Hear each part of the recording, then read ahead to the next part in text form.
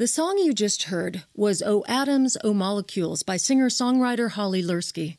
Starting out with the folk rock band Angelou in the 1990s, Holly has toured with acts like Eddie Reader, John Hyatt, Jacob Mraz, and the Cranberries, along the way catching the ear of music critics and record companies. Holly Lerski has been compared with artists such as Beth Orton and the late Jeff Buckley. She's been a solo artist for over a decade, and her 2015 album, The Wooden House, recorded in her shed, was named by both The Telegraph and independent newspapers in the UK as one of the best folk albums of the year. But right now, Holly is far from her home in Norwich, England, and is currently following in the tire tracks of Jack Kerouac on a rail and road trip through the western U.S. And we're thrilled that one of your stops is our studio for a chat with IMRU. So tell us a little bit about this journey that you're on. So yes, I'm on a bit of a road trip. I started in Chicago, rail to San Francisco, and the idea was just to write some songs, really. I find that just getting away from my surroundings where I live, these songs kind of come. It's over two and a half weeks, isn't it? Yeah. Has the inspiration come? Are you writing new songs? Yeah, it's been a total surprise, actually. As soon as I got to, well, in fact, as soon as I was on the plane, this song kind of came. And so it finished off being a kind of a Chicago song. Then when I got to San Francisco, this San Francisco song came. And the best one was on Carmel Beach, where literally a song just came, sat on the beach with this gull kind of beside me. So, yeah, it's been a real surprise. And what surprised you the most? I suppose that, like anything when you're writing songs, you don't think you're ever going to write another one, and then suddenly a feeling just comes over you, and then the song comes, and you're like, wow, did I always know that? Aside from the city connections, the place inspiration, has there been a different kind of inspiration than what you'd get at home? Very, very different. I wanted to be in nature, so I went to Yosemite and I went to Sequoia, and obviously I've been out on very kind of empty roads, and I think definitely I wouldn't have written these songs if I was in England. So I really feel like I've soaked up the landscape and the people and just, yeah. Is there also a connection to the American music tradition that you're feeling as well? I've always got that connection anyway. I mean, I'm hugely influenced by it. How can you not be? And even things like how Dylan, he went on his own kind of like odyssey, didn't he, looking for Woody Guthrie. All that kind of informs, I suppose, why I've done this, really. And I can see why Dylan has such a vivid, rich catalogue. Why?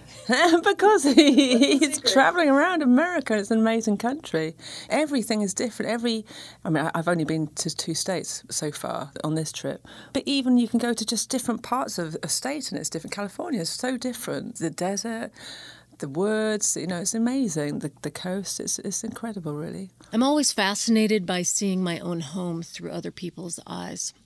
And I wonder if you're aware at this point of things that you've seen so far about this country that maybe you'd want to remind Americans of. Funny enough, when I've been to some of these places, the national parks, and a lot of people are saying, "Oh, I wish I've never done that." I'm kind of doing all the things, I suppose, that I imagine you Americans do all the time. But we don't. No, and it's just like when I arrived in Watsonville, and I'm just sat there and there's 2 hummingbirds fly down and then the coyotes wake me up in the night. That went into my Carmel song because obviously we don't get coyotes in the night. It's like everything's like a bit like something out of a film. And I think the American dream, we're fed it, I guess, just as much through all the films, and it's a beautiful dream. So to actually come here and to see it and it's actually real, it's like, wow. This trip was, in part, inspired by Jack Kerouac and his famous trip captured in the book On the Road. Yeah, so I've always been a bit of a free bird, I suppose. My dad built me my first motorbike when I was 10. Good lesbian dad. I know. Well, I helped him in the garage and everything, So I used to go around this aerodrome and just like, there I was, easy rider. And I got the bug for travel. So from then on, I discovered Jack Kerouac when I was about 15 or 16. It was just that thing of just getting out there, the hobo, on the road and exploring. And I've done it ever since, really. And I was lucky enough to do it through touring. But you're not actually touring on this trip. This is for you. Yeah, this is for me. And this wasn't going to be a kind of a public thing either. But then I started to think, well, I kind of wanted to share it with people and share the whole experience because it actually might inspire people to get out there and do it as well, And you're sitting across from me with a guitar, which I think means you're about to share a song with us. Right, do you want me to start? Okay. Yes. Okay, so yeah, this is a kind of on a roadie song. Country lanes in England, that is. My love is like a bird that sings, and the sunlight sitting on a songbird's wings. My love is like a summer lane, and the first cool burst of a summer rain. My love is like a bird that sings, and the rhythm I'm picking on a songbird's strings, and a tune that I can sing all day. Gather your wings and fly away. Fly away. Fly away. Fly away. Fly away. Fly away. Fly away.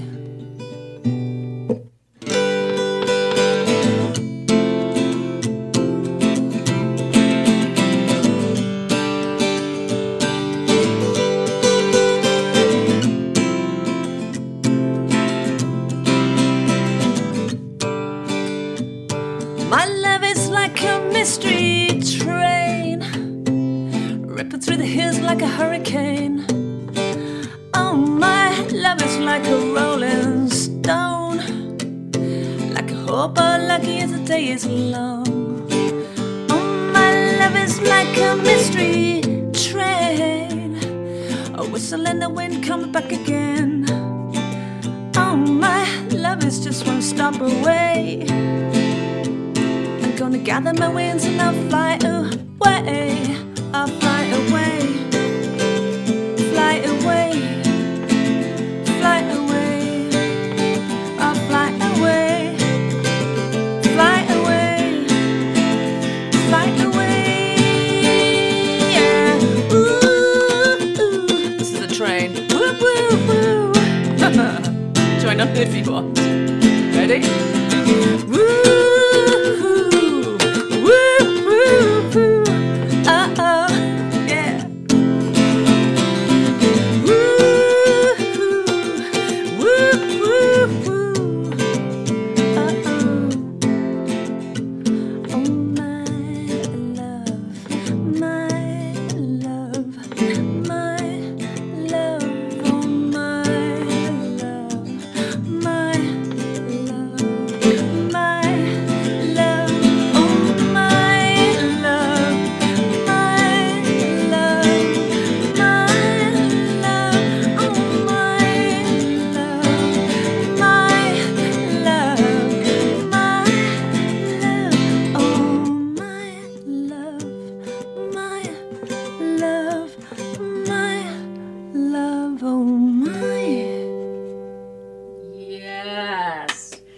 I could have like a multiplying clap effect. But it's just me sitting here. That was wonderful. Oh, thank you. This is Abby Dees, and our guest this week is UK singer-songwriter Holly Lerski, who took a brief detour from her American road trip to our studio to chat about her journey and share a few songs with us. Holly, you've been doing this professionally for about 25 years? Yeah, I got my deal when I was 27, but I've been doing it since I was 20. I was thinking back 25 years ago or so, and that was a very different time to be a lesbian in the music business. You could be pigeonholed, for one. I was. So yeah, I want to ask you about the evolution of that, of being out since then. Because now it's more like, oh yeah, and she's a lesbian too. It was hard because our first release came out on a small label. They knew that we had quite a big gay following. Your band, Angelou. Yeah, this is Angelou. They made sure that that was in the press release and things like that. So the EP, the Hallelujah EP came out, and we got a lot of coverage in Diva, which is like the UK mag for lesbians and everybody, which is really lovely that we got all that. But as soon as we had that, from then on, when we released our album, and we got a really great review in Mojo, which is like a very well-respected magazine, but the little intro was something like 2/3 lesbian and one third something from Norwich. And that that basically described our music. We were 2/3 lesbian, you know. Partly Norris. Yeah, great. So from then on, it did affect things. When I was speaking to, say, prospective managers or agents, I remember this manager saying to me, "Why have you got that in there?" You know. And when I eventually did get signed to Sanctuary, somebody said to me, "Oh, they've been talking amongst themselves to another publishing company, like, oh, you realise she's a lesbian, don't you?" And it was unbelievable. And like you say, now you think, wow, nobody cares. But it was a massive deal, and I do think it totally affected that I didn't actually get as far at that point. So it ultimately did create a block. Oh, definitely. Definitely. And you had a pretty big lesbian following. Yes. It felt like at the time. It feels a long time ago now, but yeah, we did. So fast forward to today. So that's a long time ago now, and I had a bit of a break for about 7 years. I can't even think. I was carrying on recording, doing my own stuff, but I had a break from the music industry. Didn't want to be touring or have anything to do with record labels or anything like that. But I started to make my own record in my garden shed. And eventually, when I finished it, I thought, actually, I really want to take this out there again, but do it completely on my own label, sort the tour out myself. So that was about 3 years ago that one came out. But I'm feeling, I don't know whether it's an age thing, but I am feeling that when it comes to, say, my sexuality, I never really talked about it very openly. Now I don't really care. In fact, I want to talk about it openly because I think it's a really good thing. Because I know for me, when I was younger, you know, you had K.D. Lang, that was it. Were you aware, or are you still aware, of what it means to someone to hear a performer or see a performer who is out and authentic? Absolutely, because it still means something to me. Yeah. You know? This is Abby Dees, and we're in studio with singer-songwriter Holly Lerski, and we have time to hear one more song. Okay, I'm going to play you one that's not recorded yet. It's quite a sad one. So I wrote this recently when I went on a mini road trip in England, and I went and stayed in something called a shepherd's hut. I don't know, do you know what a shepherd's hut is? Oh, okay, so they're these tiny little caravan-y things on wheels that shepherds used to have. I suppose they'd like wheel them around to, you know, various fields, looking after their sheep, and they just like live in them. So it's really literally tiny, the size of, I don't know, 12 foot by 8 foot, I don't know. If you went on my Instagram, you could see it. So I took my dog and I just went to try to write these songs. So this song came out. Okay. So this is called Girl in the High Castle. And I might fluff it up because it's quite new. Yeah, see, there you go. Right, okay. I'm with it. Here we go.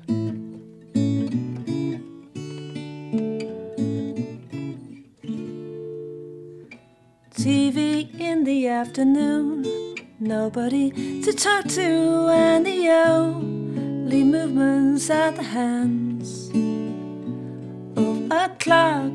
I'll never understand why you've been living in a castle alone. Saturday by 2 a.m. called me 7 times, remember, hey, I know you're scared, but that's okay. Nobody's prepared to be living in a castle. And in the dark house you lie awake. Don't forget the baker bakes.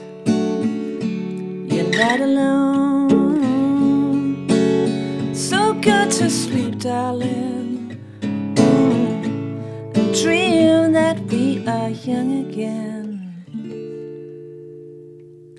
One day soon I'll pen a song, make 'em in to buy that little house, a shepherd hut for 2, and we can laugh about how our dream came through. We won't be living in a castle alone, no.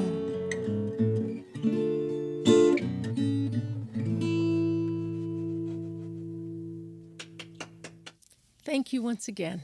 So where are you off to next? Yeah, I'm heading back so I can go back to Carmel because I just love Carmel. It's so nice. I'm hoping like when I go back there I'm not going to be like, yeah, No, it's really nice. It's really, really nice, except that a house on the beach costs about $15 million. Not if you're a seagull though. Ah.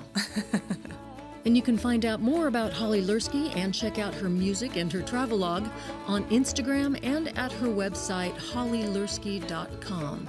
That's Holly Lerski, Lerski.com.